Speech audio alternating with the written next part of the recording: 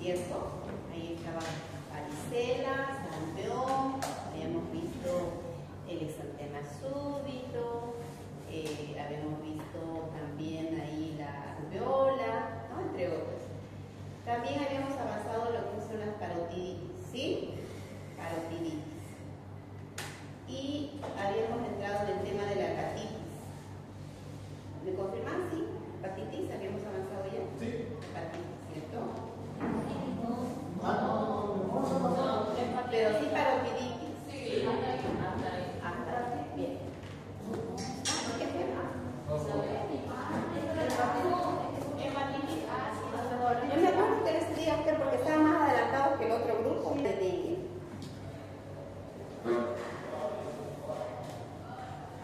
¿Ya? Dengue.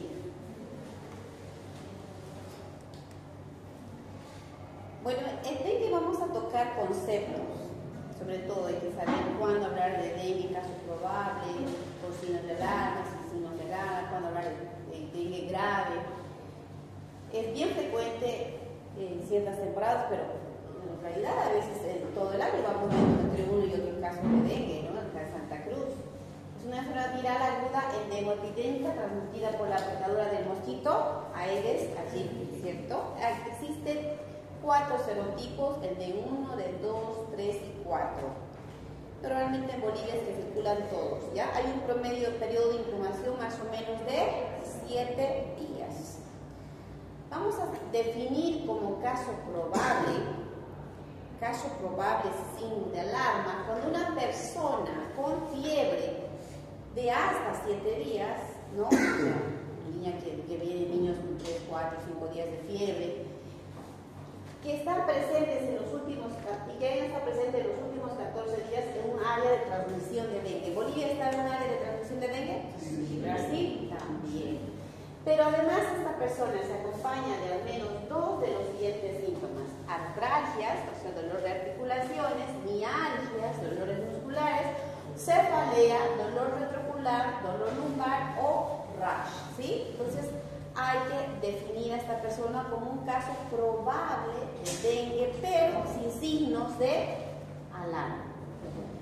Sin embargo, esta persona que tiene estos síntomas que ya hemos manifestado y que vive en esta área, entonces, si esta persona, además de lo que habíamos nombrado, presenta uno o más de estos síntomas, vamos a definirlo como dengue, con caso probable con signos de alarma. ¿Qué síntomas? Por ejemplo, dolor abdominal intenso, vómitos persistentes, sobre todo estamos hablando de niños, ¿no? Dolor torácico, disnea, derrames, hipotermia, oliguria, astenia, estado mental alterado, hepatomegalia o ictericia, incremento brusco del hepatocrito, hipoproteinemia, y aquí algo que está tan importante que no está, sangrados, ¿no? Entonces, ¿qué son estos signos de alarma?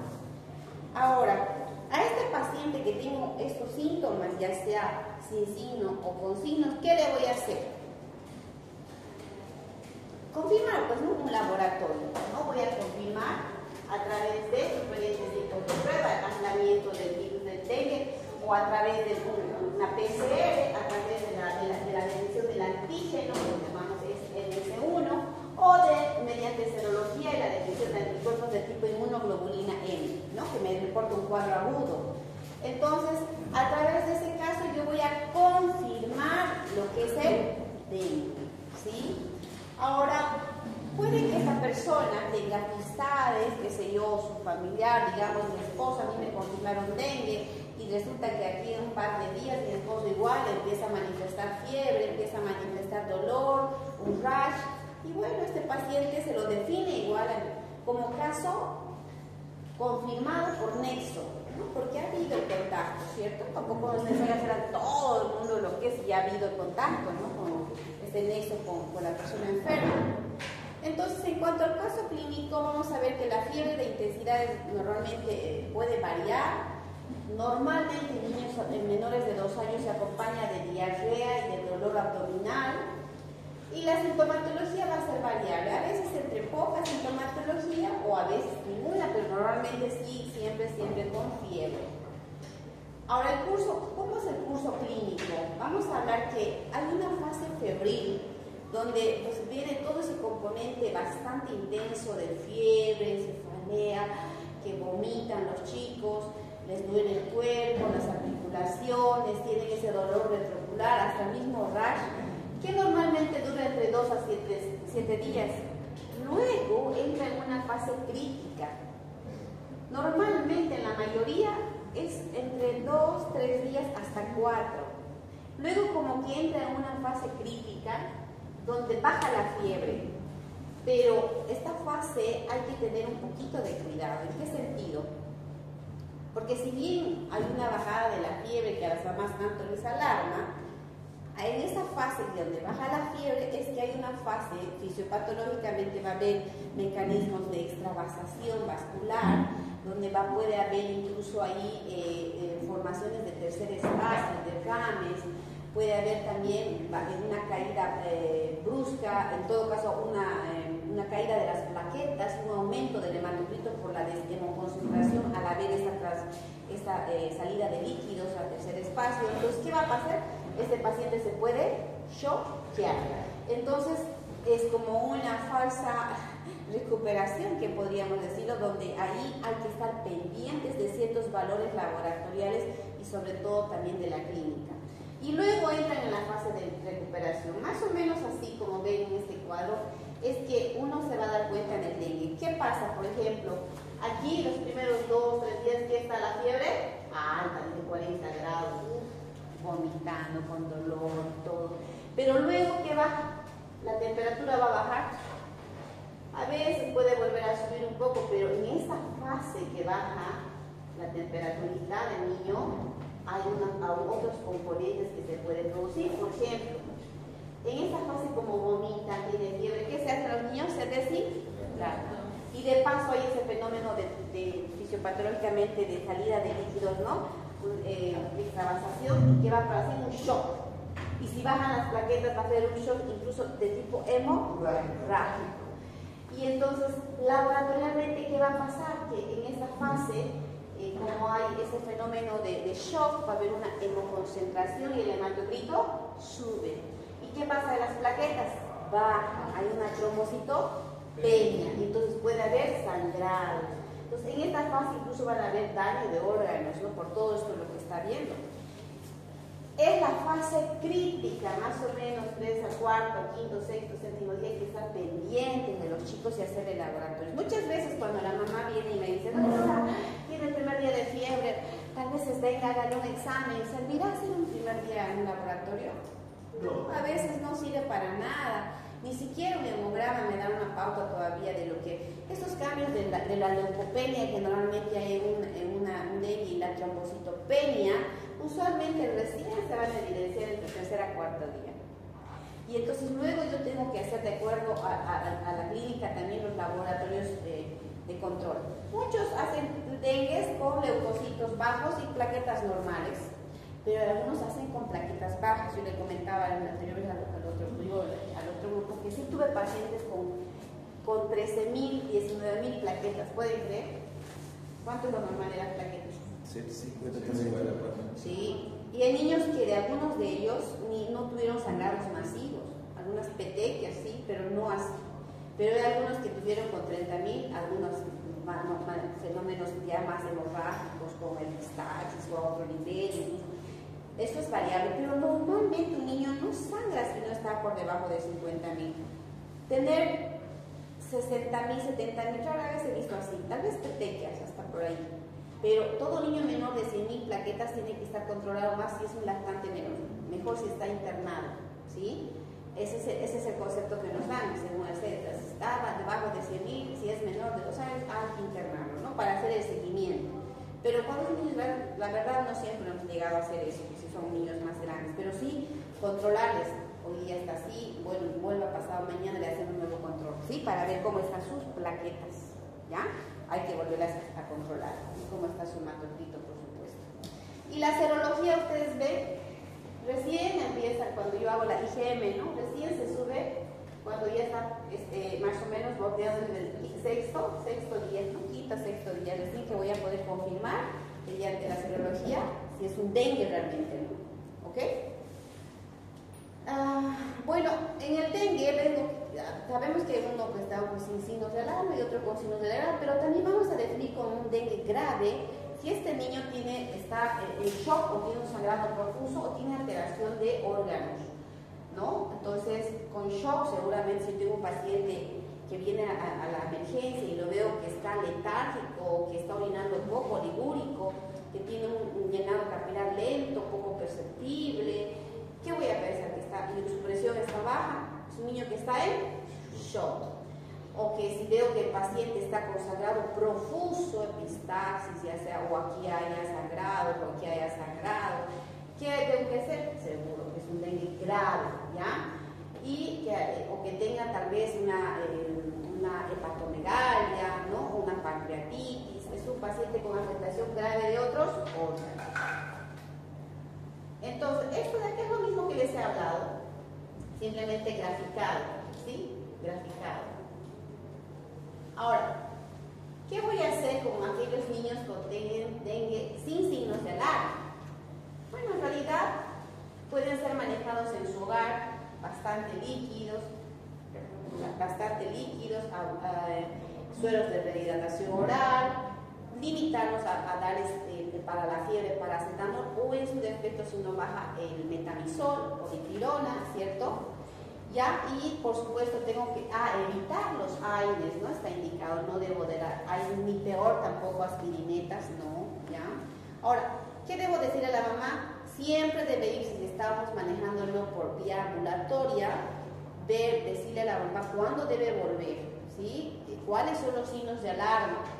Para que ella tenga bien identificado y cuándo tiene que retornar, ¿ya? Ahora, y si tiene signos de alarma, por supuesto lo voy a hospitalizar, más si es un niño que es menor de 1 año. Administrar soluciones isotónicas a razón de 10 ml por kilo. Si pesara 13 kilos, ¿cuánto le voy a dar en una hora?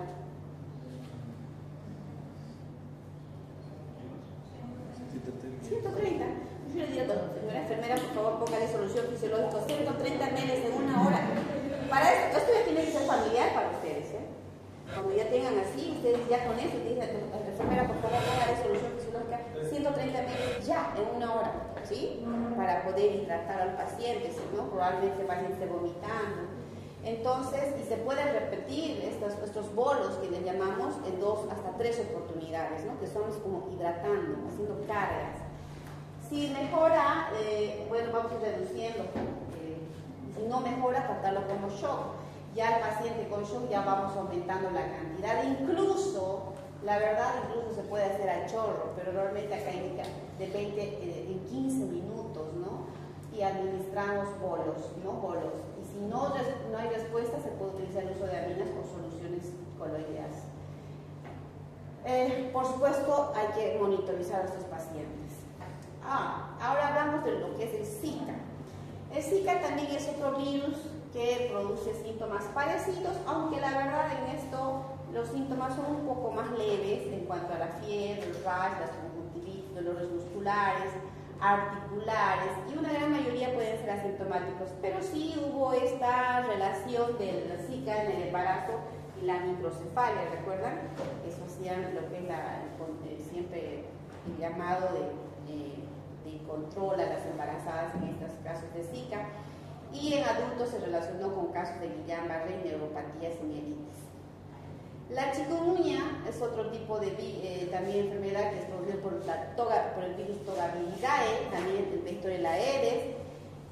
También produce fiebre, malestar, dolores articulares, pero lo más característico es que los dolores son bastante intensos y que pueden persistir, a diferencia del dengue y el Zika, por más tiempo. Son esos típicos que después de esta enfermedad les duele las articulaciones mucho tiempo, ¿no? Mucho tiempo.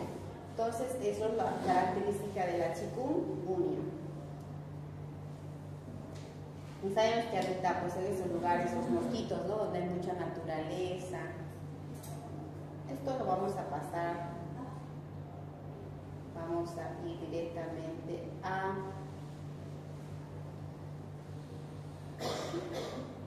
polio, es importante la polio.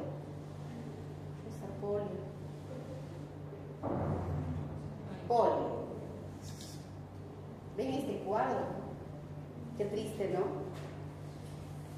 Antes de la vacuna, ver casos así era, no sé si es tan frecuente, pero se veían niños que realmente han llegado a tener secuelas de por vida, con parálisis, con uso de muletas, y era una pena, la verdad.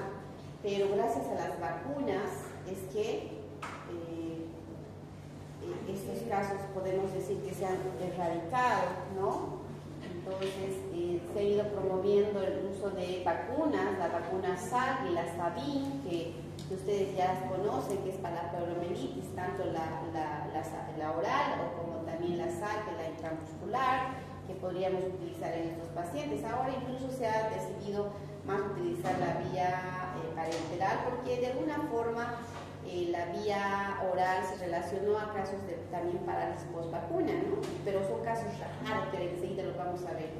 Entonces, hablando de la ectopatogenia, vamos a decir que si es un virus que pertenece al género enterovirus, el Picornaviridae, hay 3 serotipos, el 1, 2 y 3, y estos se inactivan con calor, miren, a más de 56 grados centígrados, son como que se dice duros, ¿no?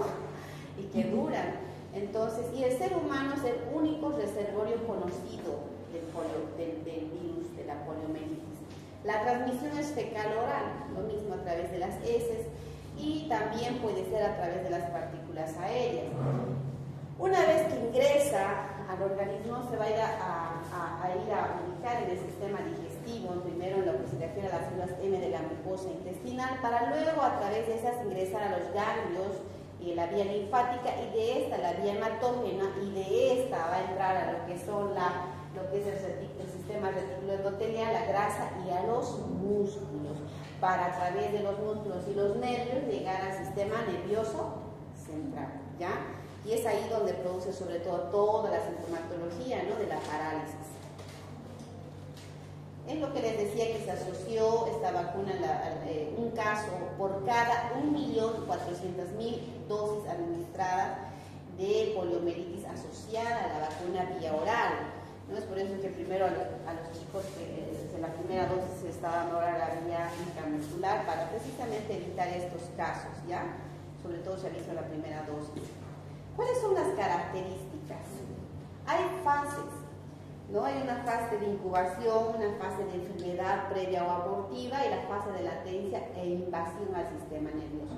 Pero vamos a ver que hay varios tipos de presentaciones, que es importante conocer sobre todo. Una fase, una presentación de tipo abortiva, que es la llamada poliomielitis abortiva, entre 4 y 8%, donde la verdad no llega a producir la parálisis misma, está como dice abortiva, ahí medio que a medio, porque los síntomas son medio que tanto inespecíficos, como un resfrío, fiebre, malestar, como un síndrome gripal, pero que a nivel muscular va a producir cierta debilidad muscular, ¿no? Entonces, y puede haber también dolor, ¿no? Esa es una fase abortiva. Luego está la fase no paralítica, o poliomielitis, perdón, no paralítica, en un 2%, donde va a haber sí una afectación meningia, y con todo lo que es una afectación meningia, Kernicterus positivos, vómitos, cefalea, ¿no? Típico como una meningitis, ¿no? Esa es la fase de tipo no paralítica, pero puede también afectar el sistema nervioso vegetativo con problemas en la funcionalidad de la vejiga y del intestino, ¿cierto? Ahora, hay otra poliomielitis de tipo paralítica, entre el 0 y 1%, y esta tiene 3 presentaciones. La paralítica tiene 3 tipos de presentaciones. ¿Cuáles son?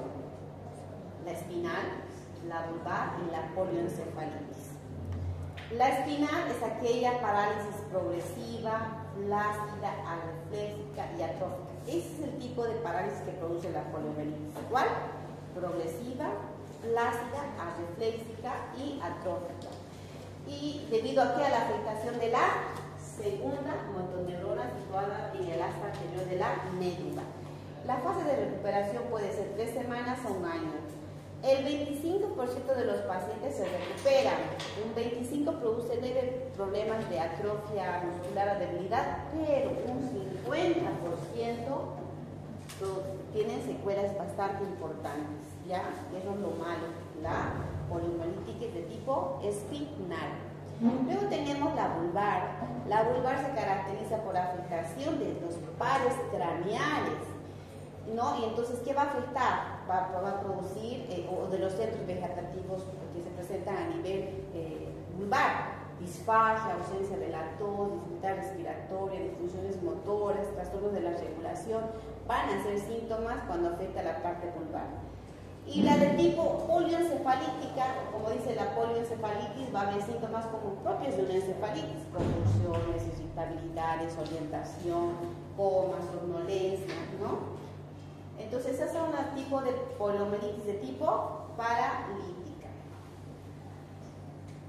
Ha habido factores que se han asociado de alguna forma, pero en realidad no son concluyentes, la verdad, solamente se los relaciona, pero no hay nada como que concluyente. La amidalectomía, ejercicio físico, intervenciones quirúrgicas, las inyecciones intramusculares, que de alguna forma hablaban antes, pero ahora, la verdad, no hay nada concluyente. Diagnóstico. El diagnóstico en realidad es la historia clínica, exámenes laboratoriales.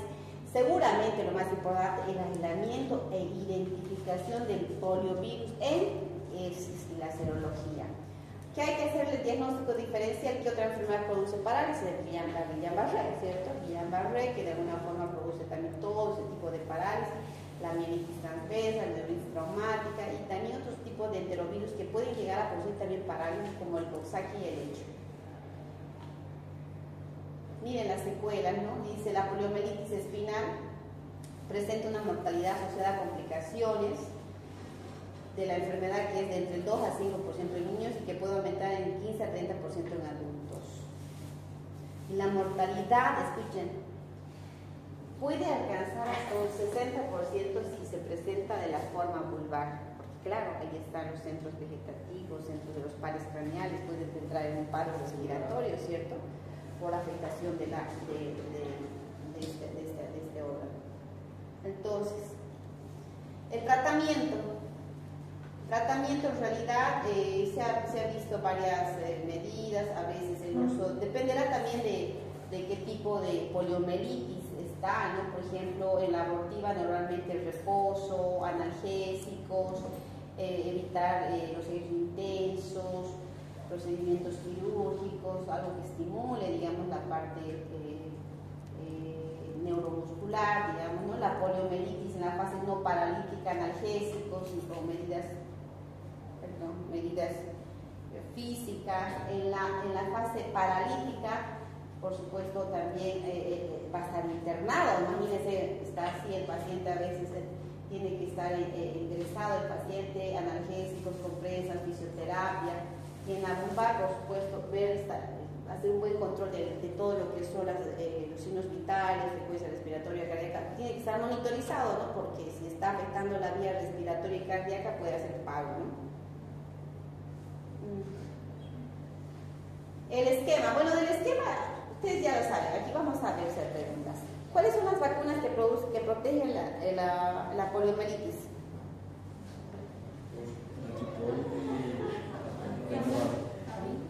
La antipolio. En realidad, la antipolio, si es para el poliomielitis, la antipolio, pero son dos las vacunas que son, una vía oral y una vía intramuscular. ¿Cuál es la oral? La Sabin. ¿Y cuál es la intramuscular? La Sal, ¿no? Entonces, ¿se acuerdan que les dije, creo que como pregunta de examen incluso? ¿Y cuándo se produce? ¿Cuándo se coloca? A los 2, a los 4, a los 6 meses. Y una de refuerzo, al año y medio y a los 4 años, que juntamente se daba con la beta, con la neumocócica y también los primeros meses con la rotavirus. Ese es el esquema en realidad de lo que es la vacuna contra la poliomielitis. ¿Ya? Eso ya lo saben. Vamos a hablar ahora del COVID. Ahora el COVID también ha habido muchos casos de COVID, ahora con influencias, COVID, hay varios, pero ahora como el COVID ya está como que no hay tanto escándalo ya, ¿no? Como había, ¿no? Pero igual sabemos que en su momento produjo mucha incertidumbre en todos, mortalidad y todo. pero bueno, vamos a decir que es una enfermedad infecciosa respiratoria causada por un coronavirus denominado SARS-CoV-2, ¿ya? Bueno, viene de corona, B de virus y D de enfermedad, ¿no? Dice en inglés. El periodo de infectividad es de 2 días antes hasta 8 o 10 días después del inicio de los síntomas. La mortalidad en pacientes pediátricos ingresados de COVID es de más o menos 413 por cada 1000, aunque esto va a variar de acuerdo a la zona y todo, ¿no? La mayor parte de los fallecimientos son por complicaciones de enfermos crónicos, o sea, si tienen de base algo, cardiópatas, porque tienen algún síndrome, ¿no? O capaz detrás tienen un problema respiratorio, entonces eso hace que de alguna forma sea más frecuente en estos pacientes, lo que es la mortalidad. Hay factores de riesgo, niños, que hay que tener en consideración para ver si lo hospitalizamos o no. Por ejemplo, si el niño es menor de 1 año, más aún si es un lactante pequeñito, menor, tenemos que hospitalizarlo.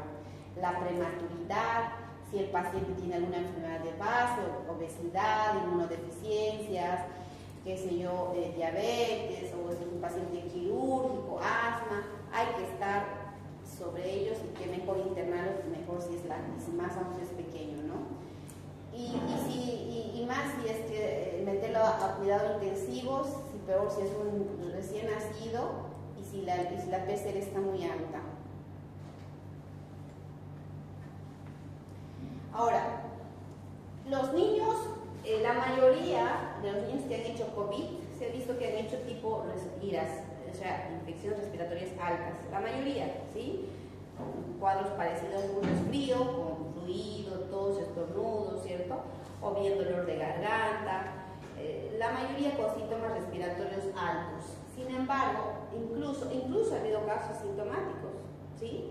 Gracias a la lactancia, hay muchos niños que sus mamás estaban con COVID y ellos un poco más estornuditos y no es más, pero cruzaron con COVID. Pero gracias a la vacuna, a las inmunoglobulinas transferidas de la madre y la protección que ya saben que tiene la lactancia materna, no han llegado a enfermar.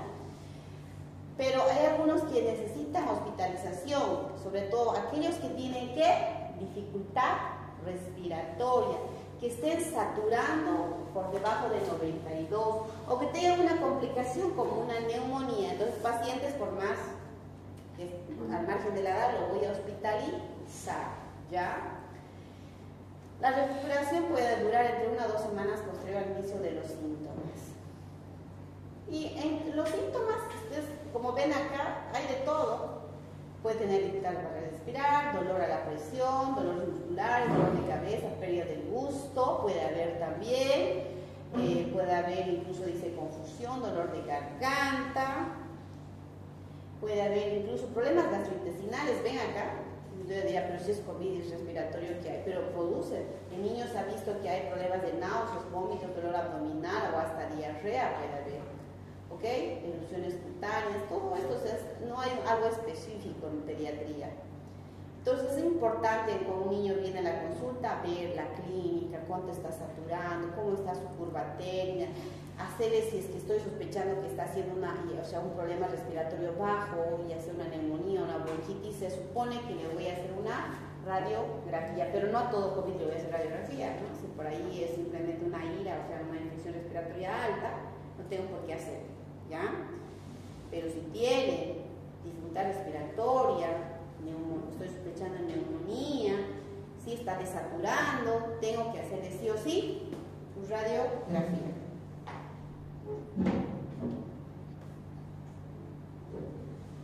Entonces, la PCR se considera el patrón de oro para el diagnóstico de la infección por SARS-CoV-2, ¿no? La sensibilidad es entre 85 a 90% y una especificidad de casi al 100%.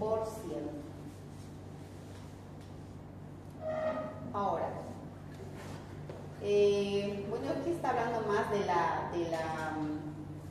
sensibilidad y la especificidad, que la verdad ahorita no me parece muy importante que se sepan, por si acaso, ya esto es muy claro. Hay ciertos marcadores inespecíficos que me van a ayudar también a ver lo que es de alguna forma el proceso inflamatorio infeccioso de estos niños, que es la proteína C reactiva, la procalcitonina, la ferritina, el EDH, la linfopenia, el dímero D, en pacientes que están complicados, que me pueden ayudar de alguna forma a ver si este paciente está o no complicado, ¿no? Y lo que les decía hace rato, la radiografía de tórax. Pruebas de detección de anticuerpos. Normalmente después de 14 días tras el inicio de los síntomas tienen escaso valor para la diagnóstica. Claro, porque se supone que muchas veces hacemos lo que es la serología, y la serología va a depender en qué periodo le estoy tomando para ver si hacerle caso o no, ¿no? Porque en este cuadro vamos a entender eso. Por ejemplo, miren, este es el cuadro que normalmente en la época del COVID se había difundido por todo ello, ¿se acuerdan? No sé si ustedes lo conocían, este cuadro, donde hablaban de la clínica y de qué pedir durante la fase, ¿no? Que no sé si se logra ver bien acá. Por ejemplo, acá ya hablábamos de que el paciente había venido ya con carga viral, o sea, que estaba probablemente en una fase de incubación donde se había contagiado el paciente. Ya luego como que había una fase prodrómica, ¿no?, del paciente con algunos síntomas, y luego ya una fase donde realmente estaba con bastantes signos de fiebre, tos, dificultades, ¿no? O sea, perdón, fiebre, tos, dolor de garganta y todos los síntomas que conllevaba lo que es el COVID, ¿cómo se llama? Pérdida del olfato, ¿cierto? Todos esos síntomas. Pero muchos de ellos podían pasar esta etapa y no necesitar nada, pero de algunos de ellos que sí necesitaban hospitalizarse. ¿Por qué? Porque en esta etapa había complicaciones como por ejemplo las neumonías o dificultades respiratorias, y usualmente era más o menos en el periodo de a partir de la semana, entre el 8º, 9º, 10º día, que había que tener cuidado en esta fase, no tanto en la inicial, sino en la fase esta, que podía ver estas complicaciones ya del COVID, ¿cierto? Que son las neumonías o las dificultades respiratorias, y algunos llegaban a cuidados intensivos y algunos a fallecer, ¿sí? En esta fase, más o menos estamos hablando, miren, entre 8º, 9º día y hasta la fase de este era el periodo que teníamos que tener cuidado con los pacientes, ¿no? No todos, la verdad, pediatría llegaban a internarse, pocos eran los que se internaban. Entonces, esta es la fase de estado 1, 2 y 3, donde había todos los problemas en la fase final, ¿no? Ya, ahora, acerca del periodo de contagio, miren cómo casi en esta primera fase, sobre todo la primera, era donde más había la posibilidad de contagiar, aunque todavía luego, miren, empieza los días de 14, 15, todavía había periodo de contagio, menos, pero se podía contagiar. Y entonces la PCR en realidad era la que al principio ya podíamos pedir y darnos un diagnóstico más precoz. En cambio, la serología, ¿se acuerdan de la serología, de la IgM y IgG que se tomaba? Recién a partir de 8º día que se positivizaba la IgM.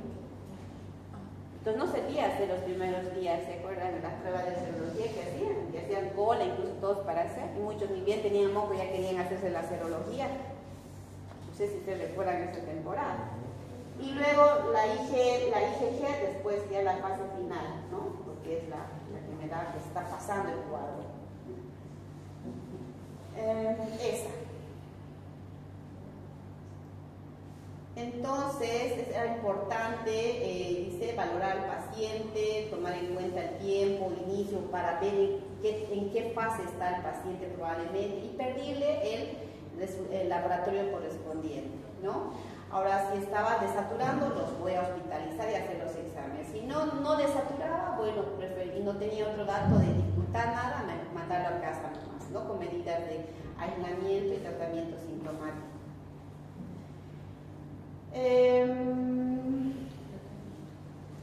Casos de presentar menos de 90 pacientes, eso ya hemos hablado, ¿no? Muchas veces pacientes cuando estaban desaturando necesitan hospitalización, y a veces el uso de esteroides que se podía utilizar en estos pacientes, no en todos. En cuanto a la lactancia, en la lactancia y el COVID se recomendaba, y aún con la influenza, atrás están pendientes ya de lo que estamos hablando, aún en la lactancia, influenza, qué sé yo, ahora estamos en época de estos virus, no se debe suspender la lactancia materna. Sí, tener cuidado con las medidas de higiene de las manos, barbijos, cualquier problema respiratorio, cualquiera. Dice es un resfrío, hasta un COVID o una influenza, tiene que seguir con la lactancia. Y decir a la mamá, no se contagia por la leche, sino por las gotitas de leche, ¿no? Que por las expectoraciones. Entonces, eso simplemente, pero no hay contraindicación, ¿ya? Hay algunos pacientes aislados con síntomas persistentes de la enfermedad, que le llamaban el long COVID, ¿no? Que tenían unos síntomas como un tanto inespecíficos, pero sí se iban quejando los pacientes, como dolor torácico, un poco de tos, trastornos digestivos, hasta neuropsicológicos después del COVID. Bueno, entonces había dos tipos de exámenes, que es la prueba rápida y luego la PCR, ¿no? Para lo que es el confirmatorio. Tratamiento sintomático. Me acuerdo que cuando empezó el COVID todo se experimentó, ¿no? ¿Se acuerdan? Todo. ¿No? A ver, ¿qué medicamentos recuerdan para un poco yo descanse? ¿Qué medicamentos recuerdan cuando era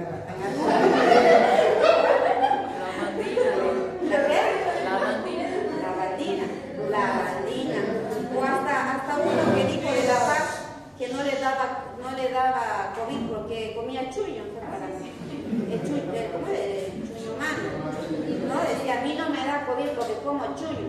Y luego que decía otro que había lo que bolean, había otro que tomaban, ¿cómo se llama este líquido? Ivermectina se relacionó, pero había otro. ¿Ah?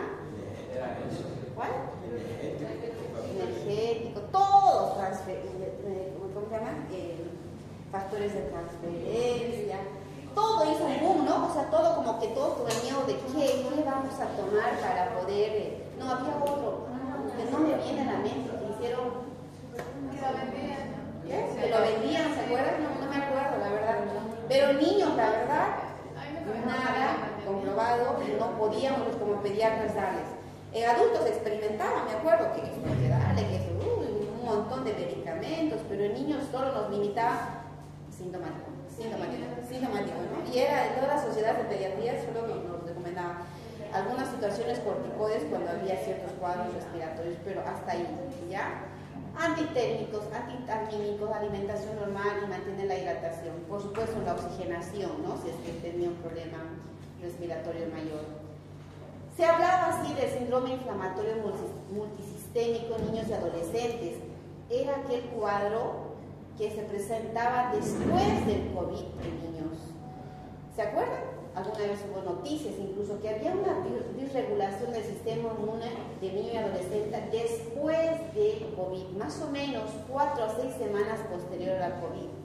Y era el llamado PIMS, ¿no? ¿Y cuáles eran los criterios? Es como un síndrome de respuesta inflamatorio sistémico que se producía posterior al COVID. Y este paciente podía tener fiebre mayor de 3 días más 2 criterios, ya sea conjuntivitis bilateral supurada o signos de inflamación mucocutánea, hipotensión arterial, disfunción cardíaca, alteraciones de la coagulación, manifestaciones gastrointestinales, elevación de los marcadores de inflamación, en ausencia de otro proceso infeccioso inflamatorio y que haya evidenciado que este paciente haya estado con COVID previo. Entonces ahí yo pensaba, en todo caso llegaba al diagnóstico de que esté haciendo un síndrome de respuesta inflamatorio sistémico post-COVID, ¿ok? Llamado PIMS. Entonces todos estos órganos eran afectados y estos pacientes, ¿cómo llegamos al diagnóstico? La IgG me servía en todo caso, ¿no? ¿Por qué? Porque ya era el que estaba, esta IgG positiva me daba la idea de que este paciente haya estado con COVID y que esté ahora con fiebre y con todos esos síntomas para pensar en un síndrome de respuesta inflamatoria. Y por supuesto la PCR que seguía positiva. Nuestros pacientes, por supuesto, de acuerdo a la clínica, se daba el tratamiento. Era importante en casa tener el termómetro, oxímetro, todo para valorar a este paciente que estaba con COVID o post-COVID. Y en estos pacientes se daba inmunoglobulina, en estos pacientes que han hecho el post-COVID, ¿no? El PIMS. Y también algunas terapias de tipo biológico como el tocilizumab, también que se consideraba en algunos pacientes, ¿no? Y bueno, esto con respecto al COVID. Y ahí quedamos con todo lo que es las enfermedades virales. ¿Qué me queda, jóvenes? Hablar con ustedes estos dos temas que son cortos, que los vamos a dar la siguiente